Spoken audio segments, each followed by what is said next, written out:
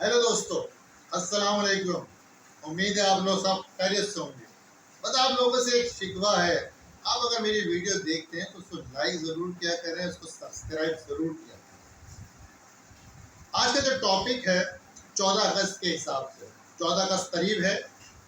हम एक आज़ाद कौम के तौर पर 14 अगस्त को आज़ाद, लेकिन देखा जाए तो क्या हम वाकई आज़ाद हो गए हैं या अभी भी उसी गुलामी दौर में रह रहे हैं जो पाकिस्तान से बनने से पहले का। हुआ कुछ यूं कि बरतानिया से जो ऑफिसर हिंदुस्तान आते थे, जब उनकी पोस्टिंग हो जाती थी, जो अपने वतन वापस जाते थे, तो उनको पब्लिक डीलिंग की कोई पोस्ट नहीं दी जाती। वजह ये बताई जाती थी कि ये हिंदुस्तान में एक गुलाम कौम पर जब हुक्मरानी करते हैं तो अपने मुल्क में जाएंगे तो एक आज़ाद कौम को भी ये गुलाम बना दें। हुआ कुछ यूं, एक डिप्टी कमिश्नर थे अंग्रेज, दोनों मियाँ बीवी थे, दो बच्चे थे। उस जमाने में डिप्टी कमिश्नर की बड़ी अहमियत होती थी, बड़ा सा घर मिलता था, गाड़ी होती थी, सैकड़ों नौकर होते थे, एक इशारे पे उनके सारे काम हो जाते थे। लोग उनसे दोस्तियां करने के लिए उनसे बहाने तलाश करते थे, लोग अपनी दावतों में मिलाते थे, शिकार पे जाते थे। मकसद है कि वो इलाके का बादशाह, और जो उनकी औलादें होती थी वो उसी में पलती बढ़ती थी, तो उनके भी बड़े दिमाग खराब हो जाते। जब ये लोग ट्रेनों में सफर करते तो ट्रेन का अमला, ट्रेन का ड्राइवर आके इनसे पूछता था, हुजूर वाला इजाजत दें तो ट्रेन चलाए, तो ट्रेन चलती। एक दफा क्या हुआ, डिप्टी कमिश्नर साहब के बेटे का जरा गुस्से में था। ड्राइवर आया, ड्राइवर ने पूछा, हुजूर वाला गाड़ी चलाएं, बेटे ने मना कर दिया, ट्रेन नहीं चलेगी। अब किसी की मजाल नहीं, आप देखो तो गुलामी की कि कोई ट्रेन चला।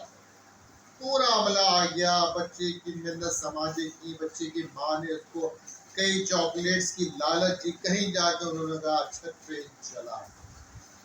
फिर इत्तेफाक से कुछ दिन के बाद इस फैमिली को अपने घर इंग्लैंड जाने हुआ। यहाँ से तो बहरी जहाज पे गए, बहरी जहाज लेने के बाद जब अपने इलाके की तरफ जाने लगे तो ट्रेन का सफर करना था। इनकी वालदा उतनी ट्रेन के सफर के लिए, वहां से टिकट जाके लिया, टिकट पे जब लगी तो काफी लंबी लाइन थी। फिर टिकट लेने के बाद जब ये ट्रेन में बैठे थे, आम सा कंपाउंड था, हिंदुस्तान में आलिशान इनका कंपाउंड था।